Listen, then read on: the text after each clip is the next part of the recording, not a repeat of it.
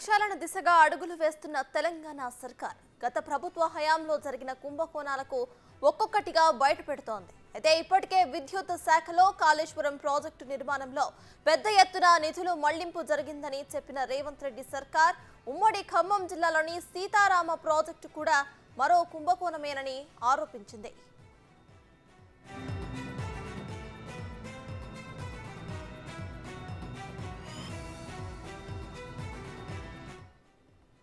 స్వతంత్ర భారతదేశంలో ఇంతటి అక్రమాన్ని చూడలేదంటూ మంత్రులు భట్టి, ఉత్తమ్ గత ప్రభుత్వం పెద్దలపై ధ్వజమెత్తారు. అయితే 7,800 కోట్ల రూపాయలతో నిర్మించిన సీతారామ ప్రాజెక్టు కింద 1 ఎకరాకు కూడా నీళ్లివ్వలేదని ఆరోపించారు వారు. నీటిపారుదల ప్రాజెక్టుల పేరుతో క్రెడిట్ కొట్టేయాలని చూసిన బీఆర్ఎస్ సర్కార్ రాష్ట్రంలో ఒక్క ప్రాజెక్టుకు కూడా జాతీయ హోదా తీసుకురాలేదని ఆగ్రహం వ్యక్తం చేశారు. Dummugudem Rajiv Sagar project cost EPC contract కింద తీసుకున్నటువంటి project Dummugudem Rajiv Sagar project cost 1,681 కోట్లు టోటల్ కాస్ట్. రాష్ట్ర విభజన జరిగే నాటికి దానిపైన ఆనాటి ఉమ్మడి రాష్ట్రం ఖర్చు పెట్టిన ఖర్చు 889 కోట్లు. బ్యాలెన్స్ మిగిలి ఉన్నది కేవలం 792 కోట్లు మాత్రమే. ఇది రాజీవ్ సాగర్ దుమ్ముగూడెం సంబంధించి. అట్లాగే ఇందిరా సాగర్ సంబంధించి ప్రాజెక్ట్ కాస్ట్ ఇది కూడా ఈపీసీ కాంట్రాక్టే 1,824 కోట్లు 1,824 crores. అప్పటికి ఖర్చు పెట్టింది 1,064 కోట్లు ఖర్చు పెట్టారు. 1,064 కోట్లు ఖర్చు పెట్టారు. బ్యాలెన్స్ అమౌంట్ ఓన్లీ 760 కోట్లు మాత్రమే.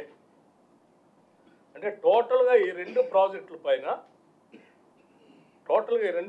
పైన బ్యాలెన్స్ అమౌంట్ 1,552 కోట్లు మాత్రమే. ఈ రెండు ప్రాజెక్టుల ఆయకట్టు దాదాపు 4 లక్షల ఎకరాలకు నీళ్ళు ఇచ్చే దాంట్లో సరే ఆనాడు ఉమ్మడి రాష్ట్రం ఉంది కాబట్టి ఒక 70,000 ఎకరాలు ఆంధ్ర ప్రాంతానికి కూడా డిజైన్ చేస్తే దాన్ని తొలగించి 3 లక్షల ఇప్పుడే మంత్రి గారు చెప్పినట్టు 3,30,000 ఎకరాలకి కుదిస్తే ఈ 1,552 కోట్లు కూడా కాదు, దాంట్లో కూడా మళ్ళీ ఇంకా తగ్గుతుంది. సో అయినప్పటికీ కూడా 1,552 కోట్లతో పూర్తయ్యే 4 లక్షల ఎకరాలకు సంబంధించిన ప్రాజెక్ట్ని రీడిజైన్ చేసి దానికి సీతారామ అని పేరు పెట్టి దాని ప్రాజెక్ట్ కాస్ట్ ఆనాడు 13,057 కోట్లు అని చెప్పి దాన్ని పెంచుకుంటూ పోయి 18,500 కోట్లు చేశారు. రాష్ట్రంలో ప్రాజెక్టుల పరిస్థితి చూస్తూ ఉంటే విచారణకు ఎంతమంది జడ్జీలు అవసరం అవుతారో అంతుపట్టడం లేదంటూ సంచలన వ్యాఖ్యలు చేశారు. 2 రోజుల్లో సీతారామ ప్రాజెక్టు నిర్మాణ స్థలాన్ని మంత్రుల బృందం సందర్శిస్తుందని చెప్పారు.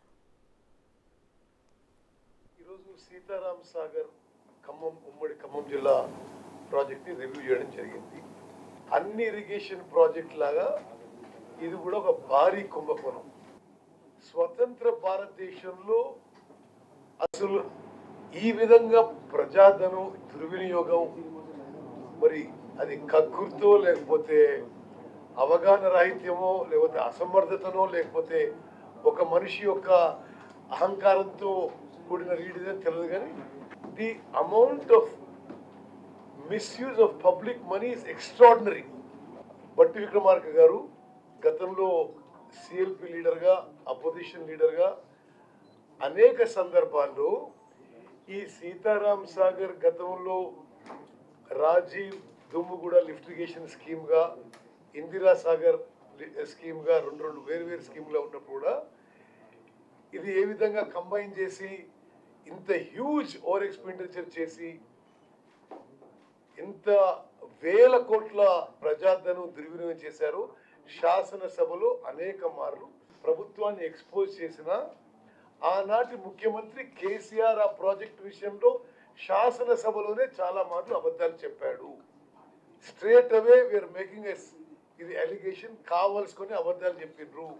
2014లో టిఆర్ఎస్ ప్రభుత్వం అధికారంలో వచ్చే నాటికి మరో 1500 కోట్లు 1400-1500 కోట్లు ఖర్చు పెడితే 3,32,000 ఎకరాలు ఆయకట్టుకి కొత్తగా నీళ్లు అందించే రాజీవ్ దుమ్ముగూడ లిఫ్టిగేషన్ స్కీము ఇందిరా